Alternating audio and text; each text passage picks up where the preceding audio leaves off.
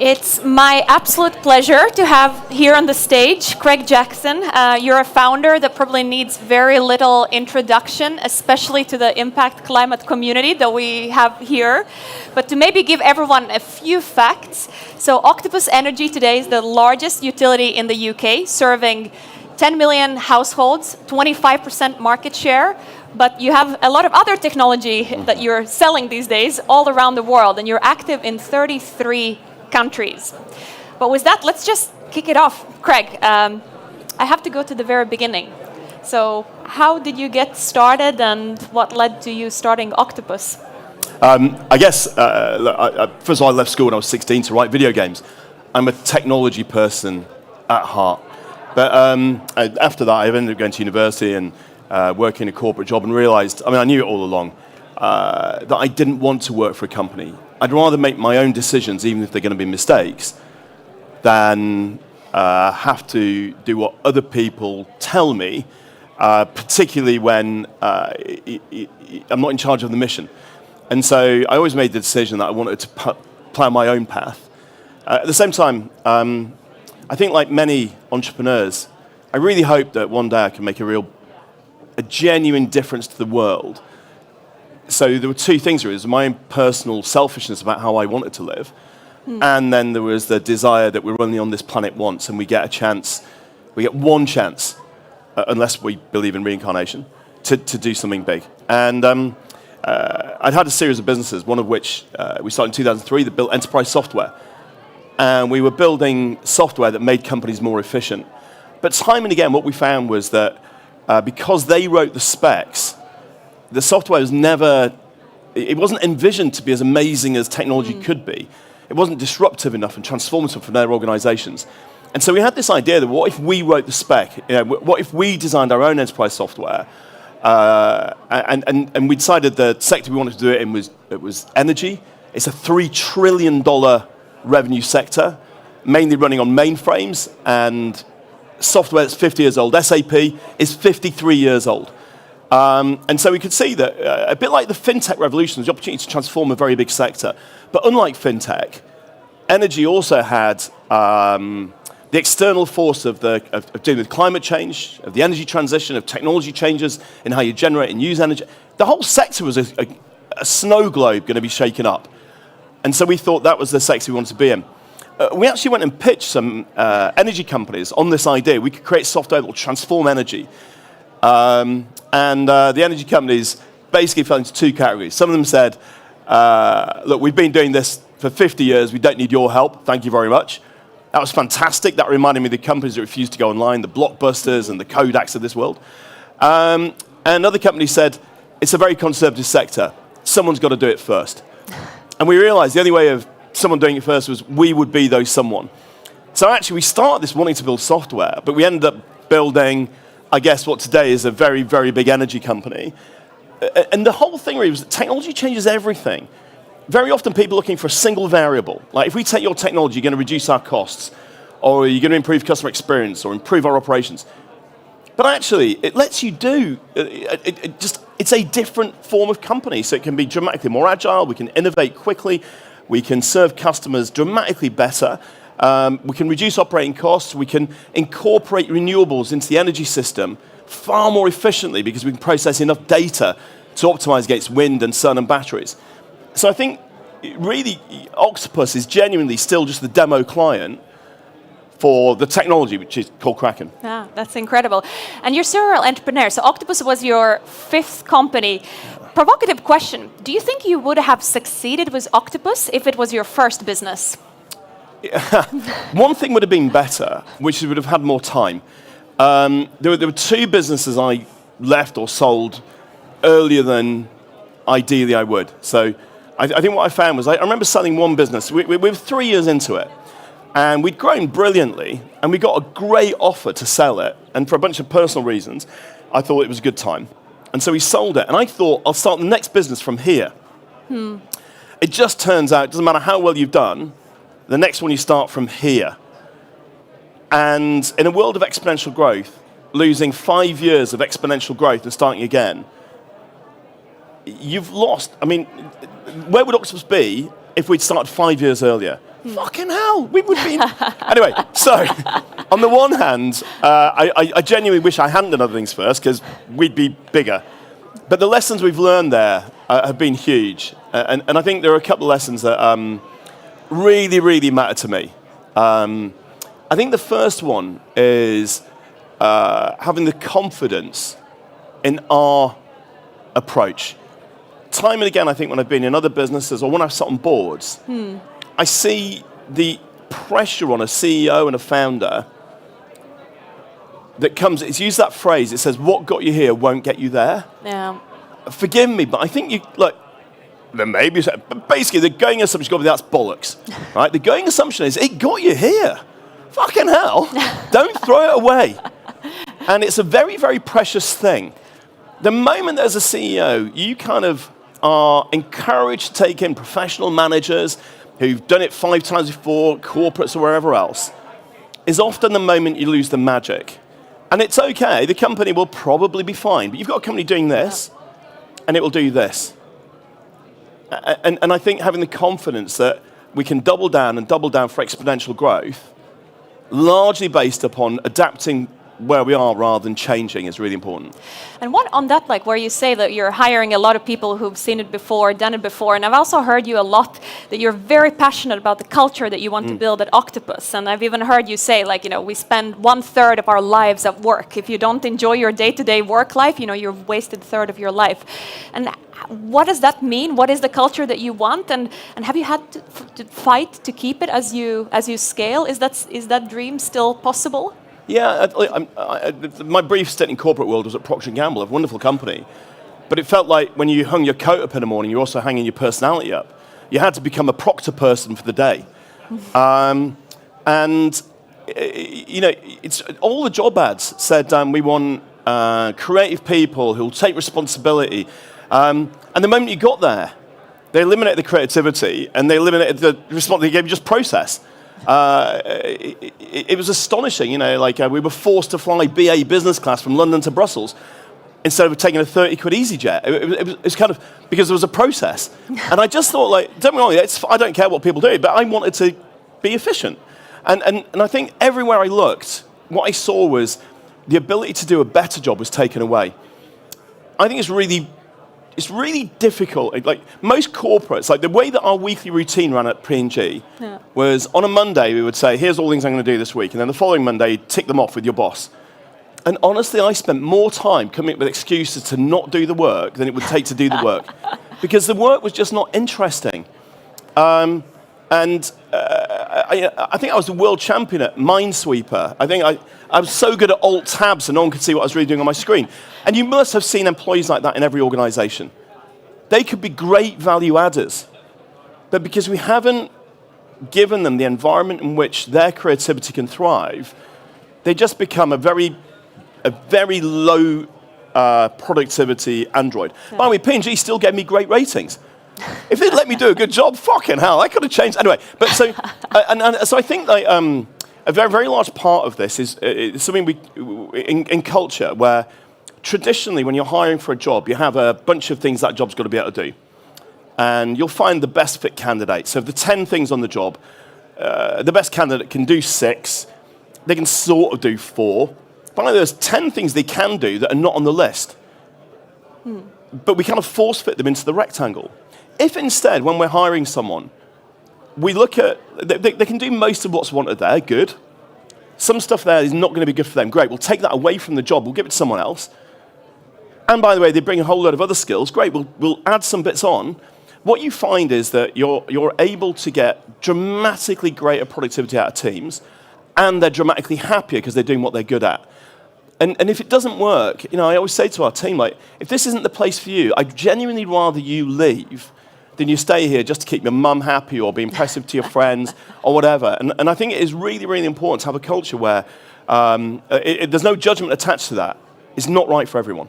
A few years ago, I heard you say you don't have no HR department because HR department just creates work. Do you still not have an HR department? Are there any people here from HR? I just say that because the BBC ran an article. It's like, my £1 billion company has no HR. And it was the most read article ever on BBC Business. There were 2 million views within less than a week. Did you get in trouble for that? Well, no, what was quite funny was there was every HR person on LinkedIn and on Twitter or whatever was saying, this guy doesn't know what he's doing, wait till he has a problem. I'm like, I employ 11,000 people, we've had some problems. But 97% of the responses, when we analysed it, were from people who said, I wish my company was the same, or I wish my partners or my sons or parents' company was the same. And they would talk about the ways in which HR was not always good for either the team or the company. And look, I'm not a negative on HR. If you built a company with HR departments, if you have one, that's kind of your cake, your recipe, and you can't mix and match. Like, if you take a major ingredient out of a cake, it's not going to work. My cake just doesn't have that ingredient. And there are 2 reasons. The first one was I want managers to manage. If you look at a company with 50 people, like not like a VC-backed startup, but just an organic company like a butcher's shop or a warehouse or something, they don't have an HR department. And if you look at the way they employ, they often have great employees, very productive, they've got great relationships. By not disintermediating the relationship between the manager and the employee, they actually end up as very productive, human-centric organizations very often. And the question is really, how do we scale that rather than try and industrialize and mechanize everything? The second one is just a simple observation that the more departments a company has, automatically the more bureaucracy it has, because departments, particularly departments that are not facing customers, they spend all their time dealing with other departments. And as soon as you've got an HR department, a brilliant HR department, it will deal with the immediate issues that it's got to deal with, but then they've got some spare time. And they'll go and talk to every other department about how they can help. And the way they help is by spending time having meetings with that department to identify potential issues that they may solve before and before you know it, you create a bureaucracy. And the problem is each and every individual decision may be a good one, but the outcome is we all know that the vast majority of companies contain enormously too much process. And so the simplest way of dealing with it is just by not allowing it to happen in the first place. Yeah. And how do you, today, Octopus is really a lot of companies within the company. How does your role as a CEO look like today? Like, if you think about your top 3 priorities, how do you spend your time when the company is that big or that you have that many companies within the Octopus group? A really important part of certainly our culture is really disseminating responsibility as low down as we can. I sometimes think I once rented shared a room in a rented house, and I was on the ground floor, and there was this. Because it was rented, we didn't do the gardening. And there was this bush in the garden, which was just getting bigger. And one day, it actually came in through my bedroom door. I was like, how is it growing so big so fast? And of course, the way in which nature grows is every twig, every leaf, every bud is a point of growth. And so as it gets bigger, it's growing more and more points of growth.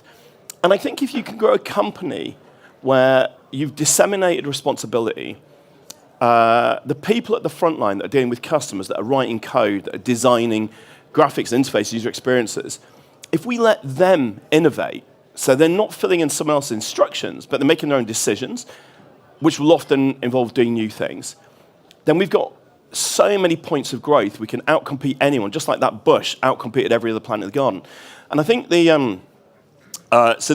my job then, is not that relentlessly signing off for new innovation. It's if somebody needs help, they can come back up and say, hey, we want some help. The way that we make this not a Wild West is people don't need to do PowerPoints up and down and come pitching for a new project and try and get budget resource. They just have to do it with what they've already got. If it's looking successful, they can then come and ask for more resource. If it's not looking successful, then they can either soldier on, it'll just be quite hard, because they ain't got the resource, or it will die. But it means that I think in a lot of companies what you have is the exact opposite for innovation, which is they'll have an innovation process where you spend enormous amounts of time writing a PowerPoint, pitching it in, getting signed off from every department, going up more senior, and it'll go back and forth. It'll spend 6 months or a year, and eventually get signed off. At that point, no one's going to back down and say it's failed. Right? Instead, they'll just give it more and more resource, and you end up backing failures. And so I think this approach is it allows more innovation, but it's also less risky. And it means that I spend my time where it's going to be important in enabling and driving change, rather than sort of being part of the machine.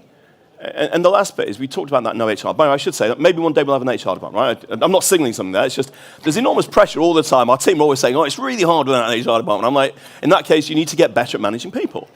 But one day, maybe the pressure on me will be so great, I'll let it happen. But I will hate it, and I hope it never happens. But the other feature of that is the metronome of the company. So every Monday morning, we have the senior management team meeting. We review 200 pages of data, but we create an agenda on the fly. We don't use a fixed agenda, so we deal with the important issues, many of which are about culture and removing process and driving change. And I personally lead that every week. That is a weekly metronome of change. And then on a Friday, we have what we call family dinner, 4:15 p.m. in the UK, where the whole company join a Zoom call or meet in offices where they're office-based, and we'll spend half an hour, 45 minutes, in a fairly chaotic town hall, looking at the stuff that's happened that week in the countries and businesses and innovations that are the ones we care about. And that drives a culture where we don't need a mission statement and we don't need command and control pushing down the orders. Everybody knows what's important because every week I and other senior leaders will be talking about it. Amazing. I also really want to talk about Kraken. For those who don't know, so first you built Octopus Energy, which became the best tech-enabled retail utility. To do that, you have to build a pretty powerful tech backbone, and then one day you decided to sell that tech backbone to all your competitors. So if I was your investor at the time, hopefully I would be the one supporting that decision, but I'm sure that you have a lot of investors being like, what? Like you're gonna give away your secret weapon, your biggest USP, and sell it to your competitors? So tell us more about that decision to give away your USP. Well, you remember, I said earlier that in many ways, Octopus was the demo client that enabled us to build and show Kraken. Very briefly, Kraken is genuinely remarkable, right? So it's a single platform that does everything from billing and CRM through to hedging and data management and the web experience and the user portal. Basically, the idea was that you can replace all of the legacy software, or nearly all the legacy operational software of a large enterprise with one platform, which means that you've immediately got a unified data model for your whole business. It's incredibly easy to use AI in every part of your business. And every team, whether it be the legal team, the marketing team, the operations team, the finance team, they're all sitting on the same platform, which gets rid of silos and enables a much more agile organization. And that was the vision we had for kind of how we could transform an organization with customers and staff. But we needed to build Octopus to show how it would work. The very early pitches with our investors, we actually didn't really, it had this little footnote that said maybe one day we'll license that software. I don't think they really noticed it because we had to get them to back the core initial business that was going to be where we were investing. And energy takes a lot of investment. But when we were first building, I actually remember the very first conversation with investors were, why are you building your own technology at all? Surely what you're building is an energy company, and technology is just a commodity. Just hire it like everybody else. Our DNA is we build tech. We couldn't help it, so we were always going to build the tech. But over time, we were able to demonstrate to the investors that our tech gave us a genuinely differentiated organizational model in every way, so about 5 years into the business, when we were looking like we were big and maybe had a chance of being successful, I remember starting the conversation and said, look, I'd quite like to license Kraken to other companies. And the investors literally said, why would you give away your secret sauce? I'm like, well, 5 years ago, you told us not to build it, right? So, but the whole point really was we were up against the energy transition, and that's going to happen, right? I mean, there may be some stuff happening in America, and as a result, some people in Europe may be hoping that it doesn't happen so much, but it's going to happen. The technologies are out the bag. Solar, batteries, EVs, all going to outcompete fossil fuel in the medium to long run. And if some countries are not on the bus today, they're just going to get left behind. And we said this is going to happen. It's going to happen over the next 15 years. As a regulated energy company, we can only scale so much, but we can reach far more people if we license our software.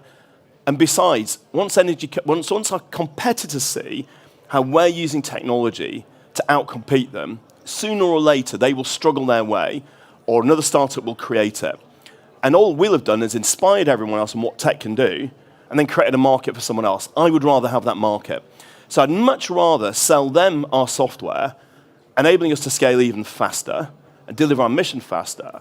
But also, if they're going to have it, I'd rather they paid me than someone else. So that was the argument. Yeah. The quite fun thing we're at now is you've got a whole load of investors that are always saying to me, yeah, energy, well done, whatever. Tell me about Kraken. And so we've kind of had 3 stages on this journey. And in many ways, I'm currently, what's the word? I'm so excited about what we're doing with Kraken. But I've got to remind people, Octopus is so phenomenally different that, we operate in 7 countries in our brand. We've got a 4.8 Trustpilot rating in all of them, except Germany, 4.7. Germans are tough. And Japan, 4.9, lovely people. And Italy. But also that, our operating costs are 125 euros per customer, lower than rivals per year. Across 10 million customers, that's huge. That we're the only company rated above average in most markets. There's so many, we literally have customers tattooing our logo on their bodies. Recent family dinners, we've had quite a lot of customers we've found doing it. We haven't encouraged it, but who would have thought an energy utility creates that relationship? And so I think it's really interesting for me that the tech story is now so exciting, people forget about the phenomenal story in the $3 trillion sector of energy. And I guess I feel my job is to be a unicorn factory. We'll just create more and more unicorns out of this astonishing market. Thank you. Unfortunately, we're out of time, but thank you, Greg, for being kind of a North Star for every founder in the climate community. And for those who want to get a tattoo, Craig is setting up a shop just outside the doors. Well, can I say thank you to you and thank you to Norrsken. I think this is what a remarkable organization. And like the people here today, everyone's come here despite the problems with airports, apparently. And it's genuinely inspiring. And I just hope that, the one thing I hope is that we all have the confidence we can create businesses that will stand on their own merits, that tackle the biggest problems in the world. And I hope I can work with as many of us as possible to do that. So thank you, everybody. Thank you. Thank you.